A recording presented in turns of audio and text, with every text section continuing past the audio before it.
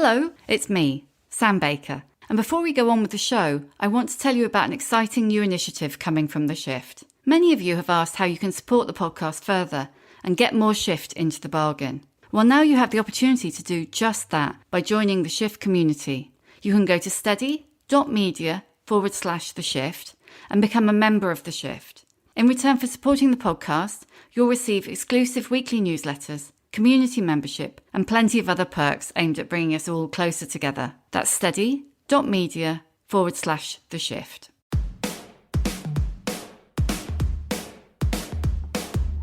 Hello and welcome to The Shift, the podcast that aims to tell the no-holds-barred truth about being a woman post-40. Created and hosted by me, writer and broadcaster, Sam Baker. How does it feel to be catapulted to internet fame literally overnight? My guest this week, Hauser, found out when she wrote a little essay back in 2019 about cranes, as in the birds, not the machinery.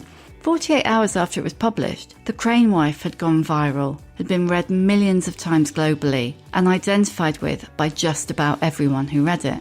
Now CJ has written a memoir and essays, also called The Crane Wife, because if it ain't broke. It's about love, relationships, and the stories we tell ourselves, not, it seems, in order to survive, but in order to set the bar so high we spend the rest of our lives failing to reach it. Sound familiar? I watch a lot of trashy reality TV, and on my trashy reality shows, women are always like, I have dreamed of this day, my wedding day. And I'm like, oh, never that. But I always was like, what if I had my own garden? What if I had 10 dogs? Like, what if I lived with my best friend? Like, those are always the dreams I had. And I think that's kind of the life I am living now. CJ joined me to talk about the unnerving impact of overnight success, being a breakup pro, and learning to live your own dreams, not other people's. Thank you so much for coming on The Shift, CJ. When did you become a CJ? Well, I was always a CJ in that my mother calls me CJ. The J is for Joyce, which is her maiden name. And so it was her way of keeping it in circulation. But I was probably 21, 22, and I was writing stories and people kept assuming the main characters were women when they weren't. And I was very salty about that. I mean, what I could have done is just write better, clearer stories, but that didn't occur to me. And so I said that's why I changed it. But I think I was looking for something a little less gendered. I never liked being a Christina or a Christy. And so CJ feels a little more myself. Yeah, without those assumptions on it before you even open the book. I feel like a Christy, which I was for a long time, like Christy is very sweet and she's very girly. She's maybe wearing, I don't know, like a fluffy sweater. I didn't feel like a Christy. And this is like getting straight into all the themes of identity and, you know, kind of living up to other people's labels for you that you've written about in The Crane Wife. But is Christy who you thought you should be as opposed to who you felt you were? Something like that. Or it was like I didn't realize I had any choice. It was just like, yeah, we named you. This is your name. Everyone calls you Christy. Yeah. And the moment, it's such a, like an awakening moment being like, can I just not do this? Like, do I have a choice? It's like, yeah, if I say, I'd like you to call me CJ, I'd like all of you to call me CJ, people will do it. It's like very empowering. And so, yes, it's about expectations, but it's also about sort of seeing around what seems like a necessary, stable thing that you have to keep. And being like, oh, no, that's actually not permanent. That's not stable. I can change that. Yeah, it's so interesting, isn't it? Because I can't remember exactly how old I was when I decided that I was Sam as opposed to Samantha. Yeah. Because I never really felt like a Samantha. But I can't remember. I think it was about 15, 16, but I'm not 100% sure. But it was a real like, no, this fits me. And I never felt like Samantha fitted me. I never felt like I was quite, you know, like you say, girly enough. Yeah. I like the idea of something fitting or like something like sitting right on your body or in your mind. So let's talk. I mean, I'm sure you're going to be so sick to death of this, but let's talk a little bit about the essay that caused all this trouble, if you like. I do like the idea of causing trouble. How did that feel? Like to be, you know, one day minding your own business and the next day internet famous? It was, I feel very lucky. I feel still terrified. It's an interesting thing because we write the things we're interested in writing Like they all feel urgent to us on this side of the keyboard.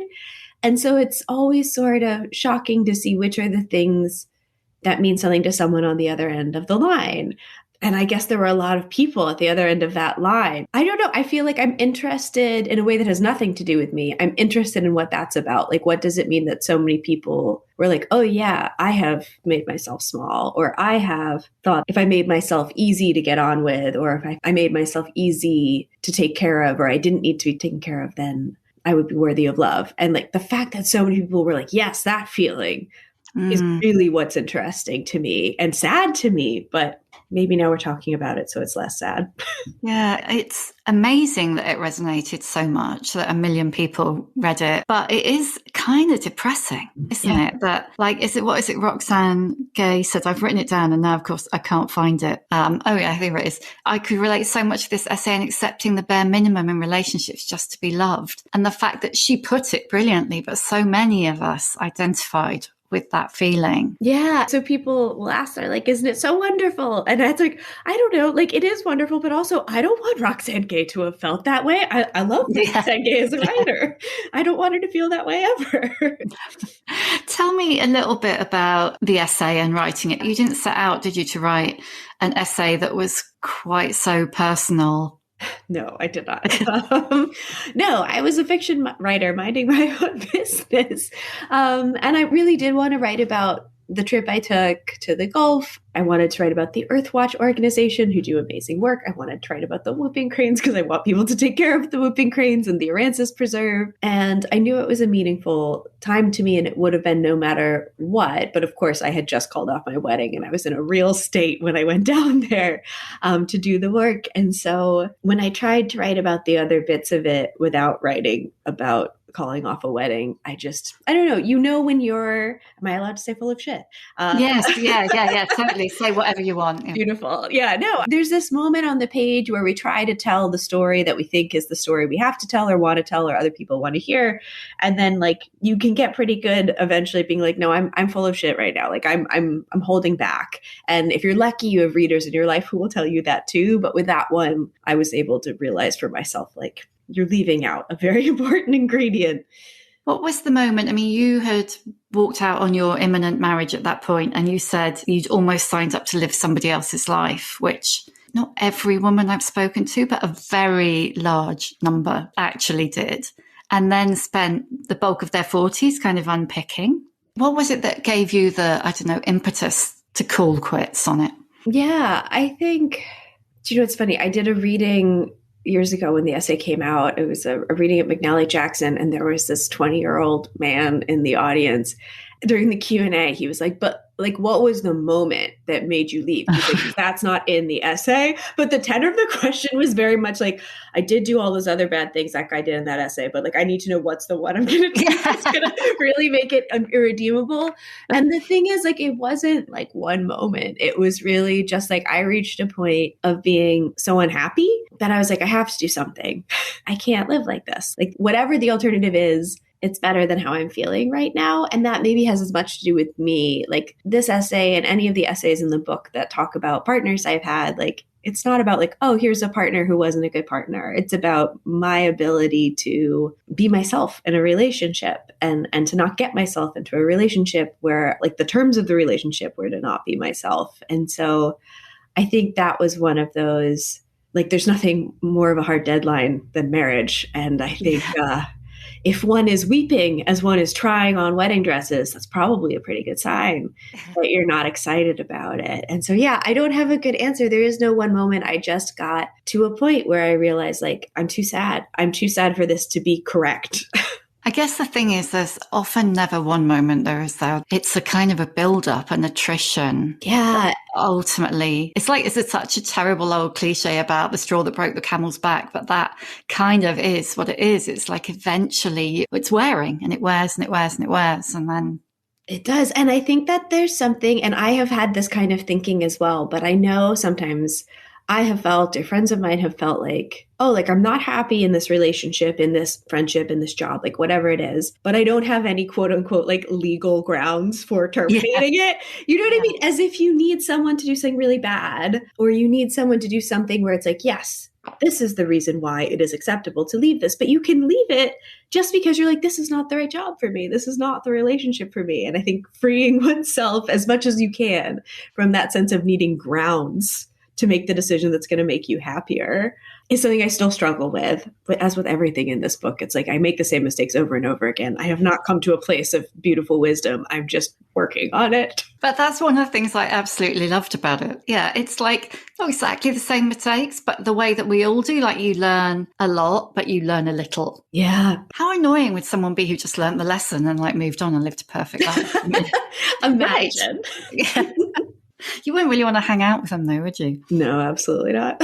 I heard you say on another podcast, and you write, in fact, various times you write in the book about the sense that we aren't allowed to need things. I mean, particularly as women, that needing things from someone else makes you weak, and that being needy as a woman, in fact, needy, the very word is hideous. Yeah. But needy is a label that's attached to women to denigrate the fact they need anything at all. Mm-hmm. Where do you think you got that from? Oh, where does it come from? I'm not sure where it began, but I think, I don't know, maybe I grew up in Connecticut, which is a very polite kind of New England place. And I think I was raised in a way I am grateful for, but it's also problematic with like, there are a lot of manners.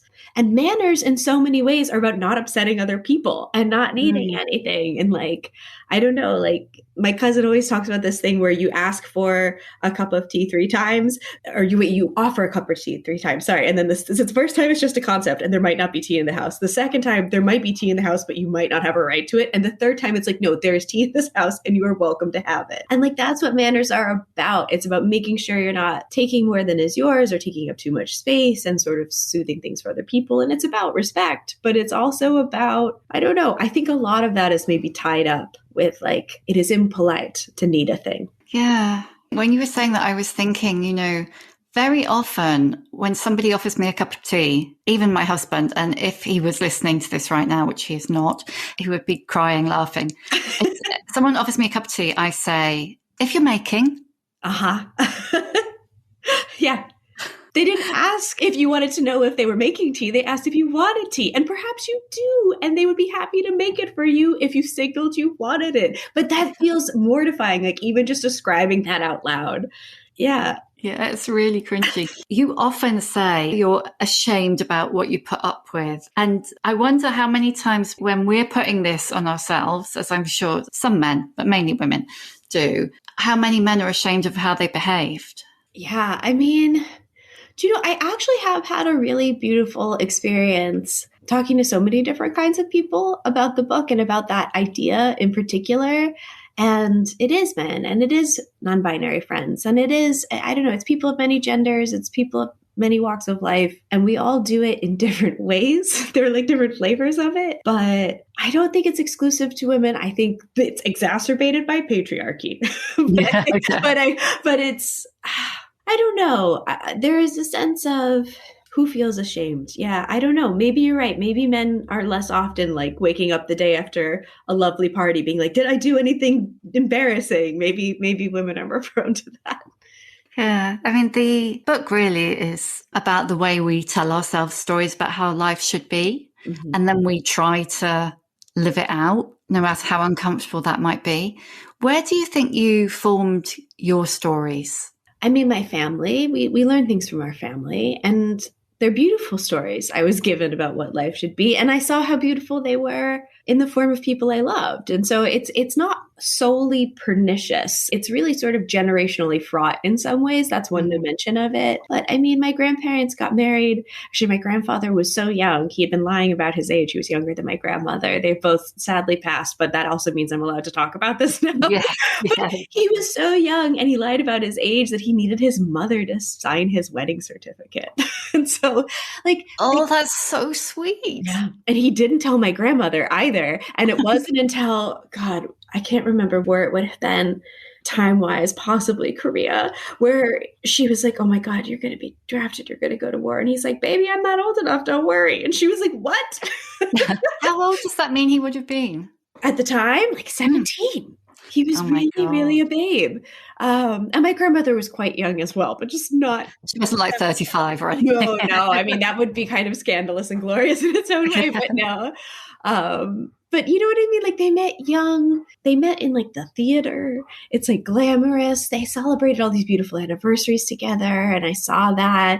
They had beautiful children. They traveled together. And just that was a story. That was a story. I was like, yeah, like I want to do that. Like I want to be like a young, beautiful, pregnant lady. I want to be like the kids are off and now we're like in China, like learning to cook. Like I want to do that. Wow. So it's like, yes, it's a story that it doesn't fit and I needed to get rid of it, but not because it was some be a Stepford wife kind of story. It was just a beautiful thing that it turns out is not what my life is. Have you got any idea of kind of what point in your life that you started to build your own new story? I mean, I honestly, it's sort of cliche, but I think deciding not to get married was really that moment for me. And I think, but again, I make the mistakes over and over again. But that was the beginning of it because at that point, it was still possible that it was like, yeah, I'm going to marry this guy and we're going to have kids and we're going to live in this house in this little village and I'll have my job and like this will be the thing.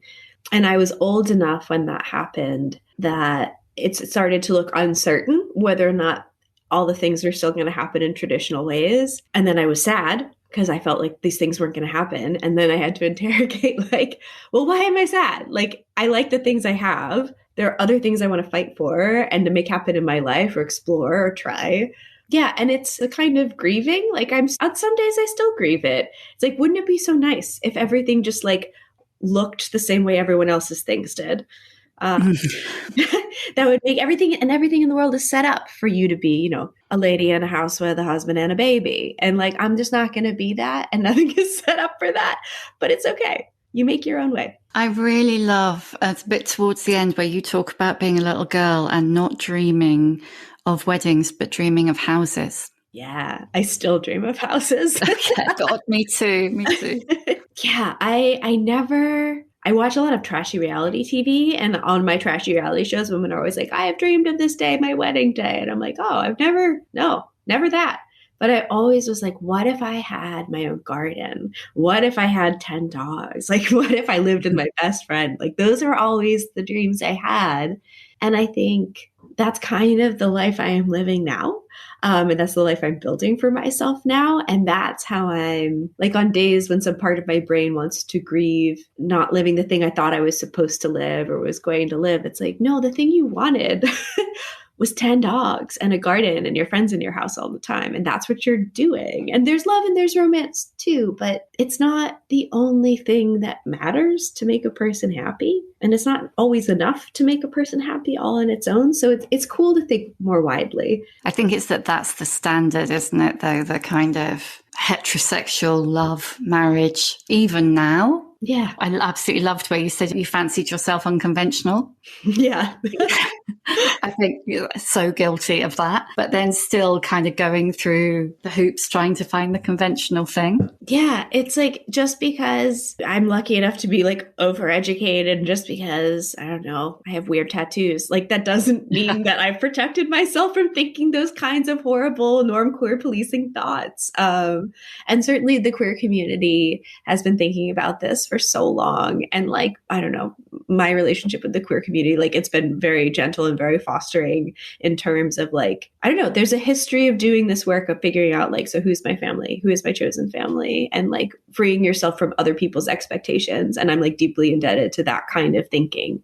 And I'm really lucky to have had that in my life. I just have to ask you, how weird are your tattoos? They're not that weird. I have a bat and a beetle and a flower and some embarrassing literary one too.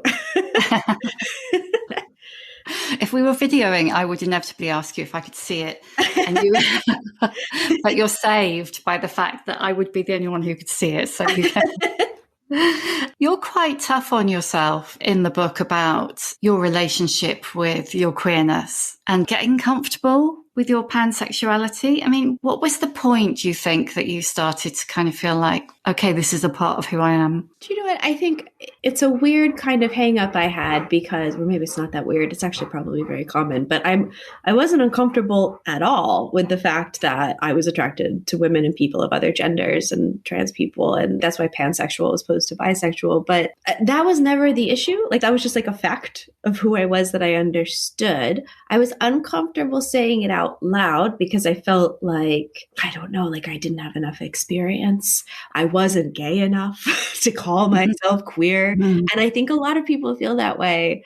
And they're like, well, I don't want to take up space. I don't want to take up space by doing that. And I really didn't. I'm like, other people, this is their space. And I don't want to bother them in their space by like saying, maybe I could come to that space on Tuesdays. Yeah. There's a good trivia night at the gay bar. I'd like to be there. But only Tuesdays, and I won't come back till next I promise Tuesday. I won't come back Wednesday. But I want to. And I think, honestly, it's having friends who are younger than me. I don't know how this has come to be, and I hope this is true for most people, but I have friends of a lot of different ages, like real friends. And I have friends who are much younger than me, and my queer friends who are much younger than me just don't see things that way. And like that's a very generational hang up that they were like, no, what are you talking about? Like, you're welcome. Welcome. Hello, let's talk about the things. And that's so empowering. And I think it's a beautiful thing when, I don't know, friends in a community are welcoming, or when friends of different generations offer you different kinds of wisdom. But I'm really, really grateful for that. It's really interesting. My glasses are steaming up. That's hot flush territory, I'm afraid. When I wrote the book, The Shift, I talked to a lot of women who had gone into the wrong life, if you like, and extricated themselves. And in some cases had just become sexually fluid after. But a couple of them, and I do wonder if it's generational, had come up against resistance, criticism from the lesbian community of their own age, I'm older than you, basically being accused of being a tourist. Whereas for younger women, that doesn't seem to happen. My fear was I didn't want to be perceived as a tourist, and I did a lot of ethical worrying about that. But I think that is, how to put this? I think that when a lot of work and struggle and sacrifice is done by a community to make a space and to create an identity, that then when that starts to broaden, shift, whatever it is over time, things can feel threatening. And I think that's totally fair. It's be like, no, we built this thing. And if you make it any less clear, any less safe and structured than it is, we might lose it. And don't mess it up unless it's for a really good reason. And like, that's a point of view I totally get. And so I think that might be where that comes from, or maybe it's just generational, but I don't know. My experience is my queer community has been nothing but the best part of my life, and loving, and I don't know, broad thinking. When you're writing about children and fertility, I love the way you refer to your biological clock as Schrodinger's clock. Yeah. It is. Who knows what's going on in there? Nobody knows what's going on in there. But something is, isn't it? And it's so weird. I mean, when I went into perimenopause in my mid-40s, it was like, I don't have children. I have a stepson. And I never particularly wanted or didn't want children, you know, it was just one of those things. But still, when I hit that point where having children was like clearly no longer going to happen, it was weird. There was a phase where it was really kind of difficult. Yeah, I think that makes all the sense to me. It's, even if it's not a thing you want, it is a thing that, and not everyone gets the choice, but like if you do biologically, if you're lucky enough to have the choice, it's like, well, should I use this thing I have? And when you decide officially, I guess I'm not going to use this thing I have, that's it's a feeling. And I'm not I don't know, Schrodinger's clock, Schrodinger's womb. I don't know if I'm at that point or not, but it's about a relationship to time that is really specific to people who have wombs and who are lucky enough to be fertile. Like it's, how to put this? It makes time really real and it makes aging really real if those are the circumstances of your life. And I think a lot about how, if that were not true, my experience of time and aging would be totally different. Or if I knew for certain, even if I did know for certain, it's just the fact that it's an ability, it's linked to time. And I think all the time about this Doctor Who episode that I really love. It's called The Girl Who Waited, I think. It's an 11th Doctor episode. And they go to this weird planet and Amelia Pond gets stuck in this chamber where time moves quicker. and they're outside the chamber where time moves in like a regular, the way we experience it way. She's in the green waterfall room and they're in like the red mountain room. And so she's like aging and aging. She's like, help me. Like time is moving, moving, moving. And they're out there being like, it's only been a minute. Like you've only been there a minute. And by the time they find her, she's like aged and she's been like fighting evil robots for like lifetimes. And like in her boyfriend's life, it's been like 5 minutes. And he's like, oh my God. And I think about that all the time. It's like there's something about having the gift and the burden of fertility in one's body that feels like you're in a different time stream than other people. Mm-hmm. And I'm sure other people have their own versions of this. It's not unique to people with wombs, but I don't know. I think about the way it changes my relationship to time a lot.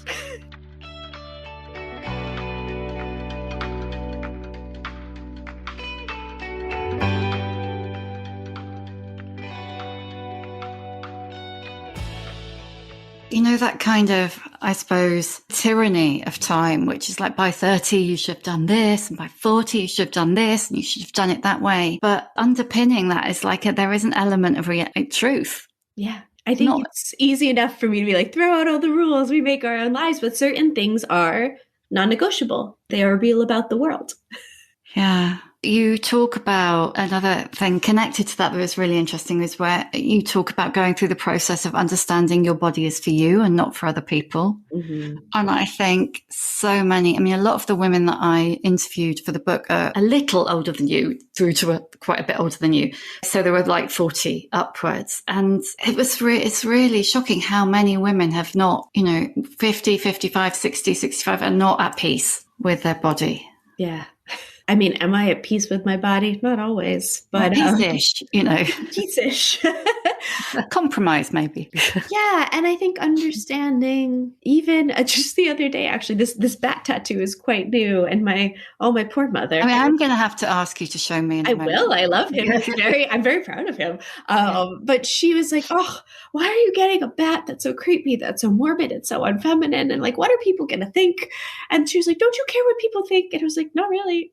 Like there are some things where I care about people's opinions, but when it comes to like whether or not someone likes that there is a bat on my arm or not, like, no. It is mine. It is my body. I don't know. I wouldn't dress to please other people, so why would I anything else? Would she be all right with the bat if it wasn't on a visible part of your body? No, she's not okay with any of it. My mother hasn't even pierced her ears, so she's very horrified by my whole existence. Oh, tell me about your unified theory of shitty men. Oh, God.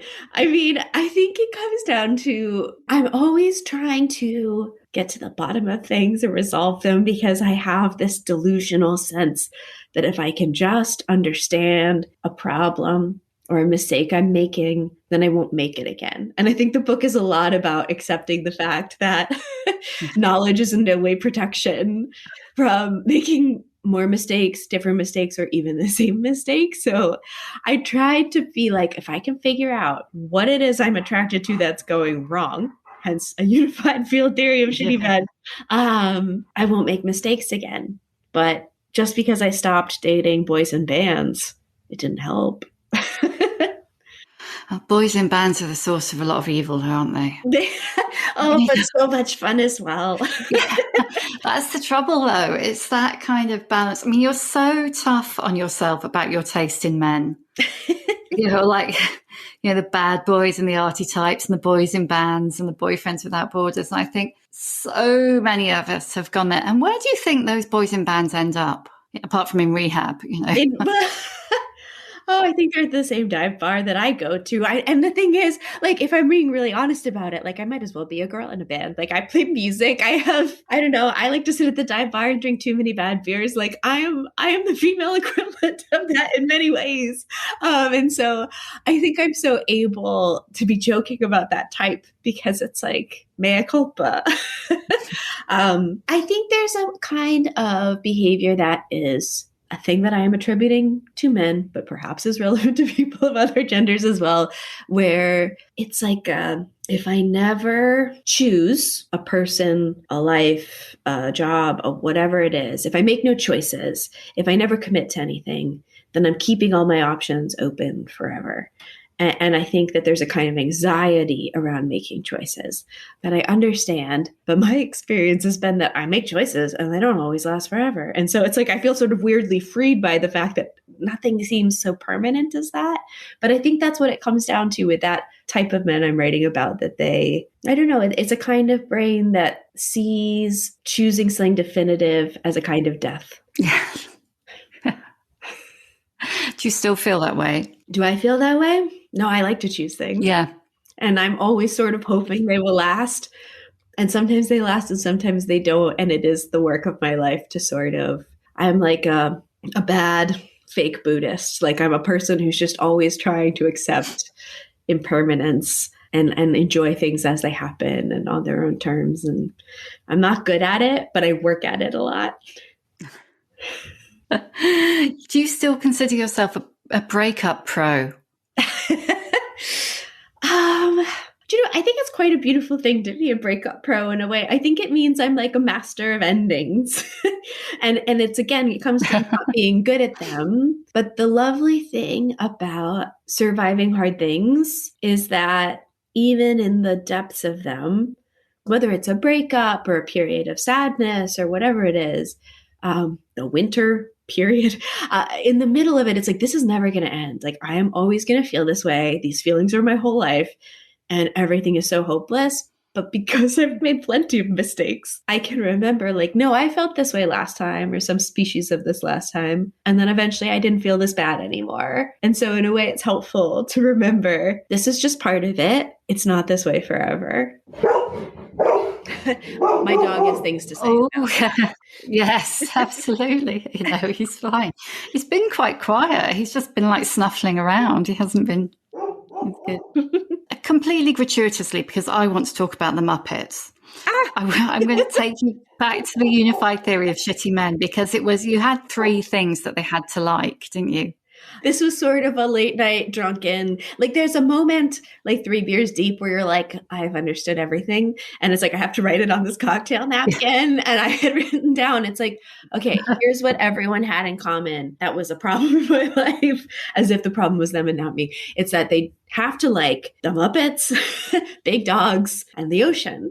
And I was like, everyone I ever dated where one wrong, like either didn't like all of those or didn't like some of them. And that's a problem. So if I only date men who like those 3 things, then I'll be fine, which is psychopathic. It's not any kind of certainty in that at all, but it's what I came up with. Well, it's not psychopathic at all, because I immediately thought, yeah, I can totally make that. Do all your friends like the Muppets? No, they don't. And some of them don't like the sea. Wow. And some of them are little dog people or cat people, and that's fine too. And so why would I hold my partner to a different standard than my friends? But I think it was a sense of, in defense of my drunken brain, I think what it was trying to come up with in those things was a sense of like joy and messiness and silliness that the sea and the Muppets and big dogs represent to me. It's like, you can't control everything. Like, it's a mess. Like, here's this big, lovely dove animal who I can't control and is going to bark throughout this podcast. And like, the sea is beyond your control. And I love being in the sea. And just, I don't know, not liking the Muppets. The Muppets are great. Yeah, I mean, it really made me think. I love Muppet Christmas Carol above all else. Oh my God, the singing sprouts, everything about it. And it did make me think, somebody who didn't think that the Muppet Christmas Carol was the best Christmas film of all time, they might have to go. It's a hard sell. There's certain parts that still make me cry. Like, I get very emotional when Kermit is on his late night walk on Only One More Sleep Till Christmas. And I will say, actually, I'm dating someone at the moment, and we had been friends, and I was trying not to like let a thing become a relationship. I'm like, I can't be dating right now. But it was Christmas time. We started talking about the Muppet Christmas Carol, and he was like, I fucking love the Muppet Christmas Carol. And I was like, me too. And then on Christmas, we were like sending each other clips of like Fozzie being Fezziwig and throwing the rubber chicken party. And it's like, this is the spirit of Christmas. And I was like, oh, I'm going to date this person, aren't I? Yeah, it has to be done. Anybody who, uses the light the lamp, not the rat hashtag. Yes. I think, as ways of weeding out losers, there are worse. Thank you. I appreciate that. But that whole essay circles around again, like my idea, like I'm always trying to protect myself from feeling scared again or in pain again, by coming up with some sort of rubric or rule that's going to keep me from risking anything. And you can't. You, unfortunately, you have to risk things if you're going to make meaningful relationships and love and friendship and family, like whatever it is. Like risk is part of that. And I can come up with all the unified theories I want, and that's not going to change it. Before I ask you all the questions I usually ask, we need to talk about the Philadelphia story. Yes. Because you have ruined it for me. I'm so sorry. Maury's sorry too. Yeah, Moriarty's pissed off as well. He's such a gorgeous dog. I wish everybody could see him because he's so lovely. I will Big and describe fluffy him as very fluffy with a big lunk head, and he's like peering out the windows like he's going to do something about the students walking back to their dorms, but he's not going to do anything. No. He would He's really actually just kiss their faces if he saw them. He's actually your Instagram, isn't he? Actually, so listeners can go and see Moriarty. Is it at The Dog Philosopher? Yes, he is the dog philosopher, and he is it's the only social media I do, and it's Maury's social media. Yeah. That's probably not a bad plan. Anyway, the Philadelphia story, it made me realize that I watch it like I'm 13, even now. And the way you talk about what you saw when you were 13 and what you saw when you were 30 and what you see now. And I think I never stopped watching it like a 13-year-old. Oh my God, I love that. That's so beautiful. But wait, but what does that mean you're rooting for or like most invested in for you? I think I did have a soft spot for Dex. Yeah. Did have a soft spot for Dex, and not just because it was Cary Grant. But when you point out that she left him because he hit her. Yeah. It's just like, oh my God, that's not a happy ending. Yeah. And I mean, it's the first thing you know about them is you see that scene, and it's silent, which is so interesting. Like it's a very talky movie, dialogue at a breakneck pace, but that part, no one talks about it. You just see it, you know it's happened, you know it's why they split up. And yet the logic of the film is like, yeah, of course they're going to get back together. And that's hard. And I'm not, my attitude toward the Philadelphia story is like, isn't it horrible that like the film is advocate? No, like I just think that there's a way that the setup of the three men in that movie, it's like, okay, what's the right answer? Is it A, B, or C? And so much of what I'm up to in this book of essays is trying to be like, there is not just A, B, and C. Like, what is the right thing for Katharine Hepburn to do? Which isn't choose between this multiple choice of different lives that these men are dictating. And like, she can exit the matrix, and she doesn't really. Well, Tracy Lord does it. Hepburn definitely did. That's a separate thing. Yeah. Yeah, it's like that. But also it made me think about Liz, the photographer who is it Mike Connor? Yeah, it's Macaulay Mike Connor. Mike Connor's partner in work and life. And it really did make me think, do you know what? He's with her and she's there the whole time and you don't see her. Mm-hmm. And it tells you so much about the way that, you know, whether it's the woman who's the star and the lead and the Katharine Hepburn, Tracy Lord character or Liz quietly in the corner doing all the work. Yeah. I mean, a person could almost forget that they have a deadline.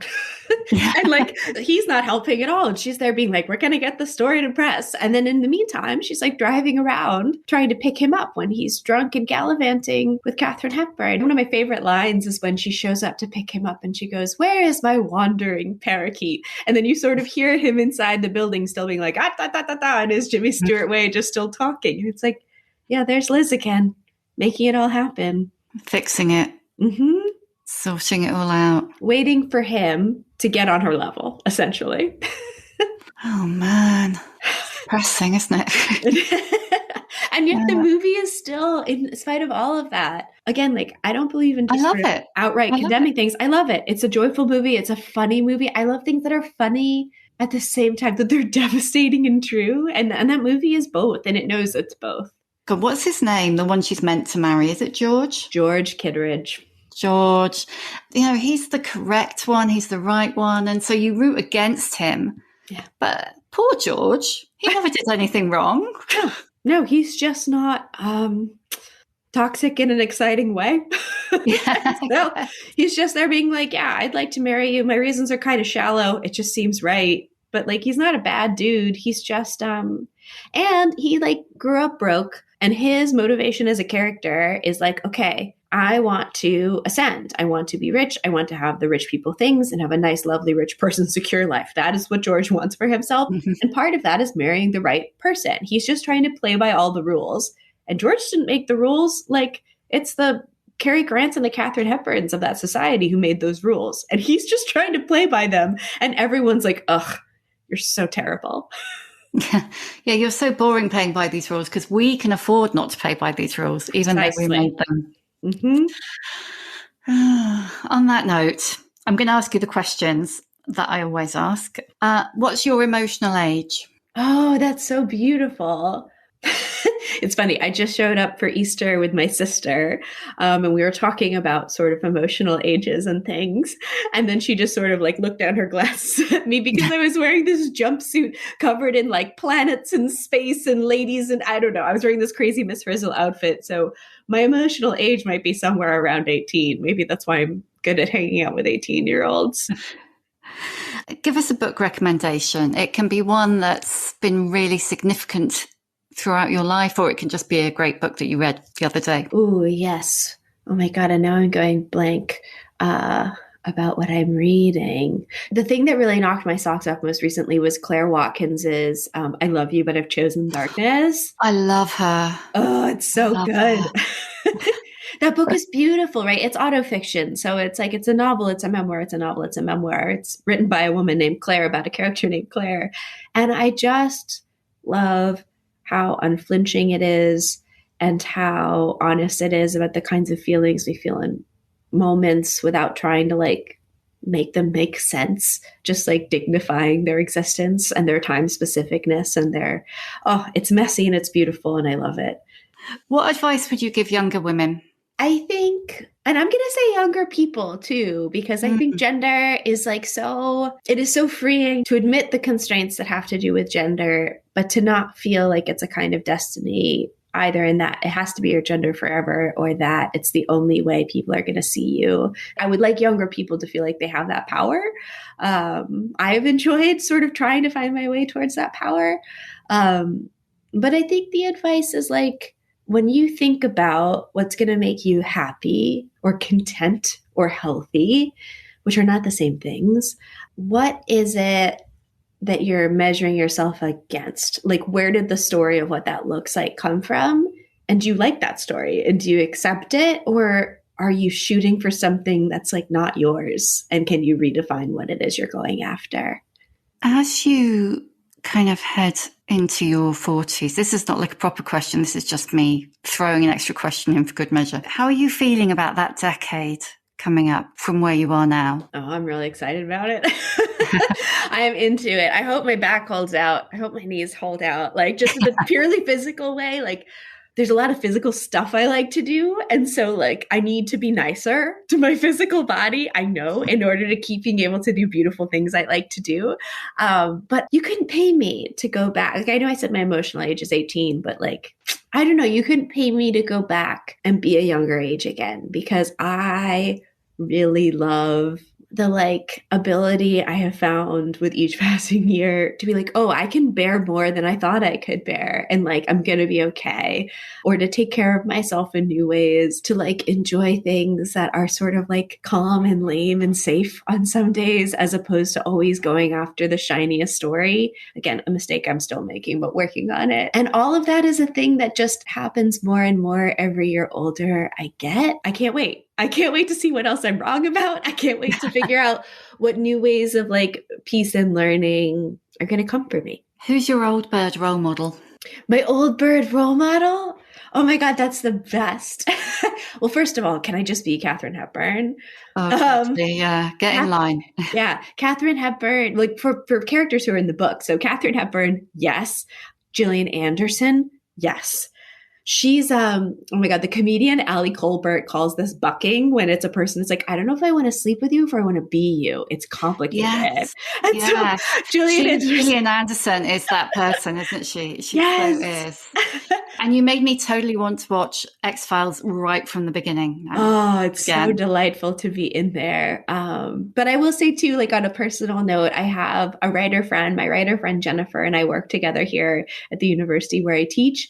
And she's like deeply graceful and like full of social graces, but she's also like a badass, like a complete badass. And like, I'll just see her like draw a line and be like, no, we're going to do this and we're not going to do this. And she's so elegant and she does it and she's so cute. And like, that combination, and that like, sometimes I perceive like a certainty about her. Like she is my role model in a big way as well. But she's not an old bird. I have to say that she's a little bit older than me. What's your superpower? Empathy, imagining what someone else is going on. Like I feel it like a tiny disturbance in the forest. And I'm like, are you okay? I felt a twinge. What's going on over there? And someone will be like, how could you possibly know? And I'm like, I felt a twinge. What's happening with you? And that's, it's a thing I enjoy being able to do. Is that sometimes a negative, do you think? Oh yeah. Sometimes it's like, it's like in those superhero movies where someone can hear other people's thoughts and they go out in the street and it's like overwhelming and it's crowding in on them. So I have to learn how to like recenter on like, what are you thinking or feeling right now? As opposed to like, how is everyone in this room, and like trying to manage it and make sure everyone's safe and happy. But that's a teacher problem too. It's hard to turn it off. And lastly, how many fucks do you give? Oh, absolutely none. I mean, about the right things, a lot. Like about the planet, about my people and my chosen family and my biological family who I take care of, all the fucks. But about like what anyone else has to say about my bat tattoo, 0 fucks. And on that note, you have to show me your bat tattoo. Oh, I will. Absolutely. He is new. This is why I'm so hyped on him. So he lives right here. Look at this friend. Yeah. Oh, he's great. He's carrying little flowers, little bouquets of flowers. This is my pollinator arm. Below the bug. Below the bugs, yeah. That's where he lives. Thank you so much. I love talking to you, and I love your bat tattoo. Thank you so much. It was lovely to talk like humans. I enjoyed it a lot. Thank you, CJ. Thank you for listening. You can hear a new episode of The Shift each Tuesday, wherever you get your podcasts. If you like what you hear, please do rate, review, and follow, because it really does help other people find us. And if you'd like to support The Shift further, please consider becoming a member of our community. Find out more at steady.media/The Shift.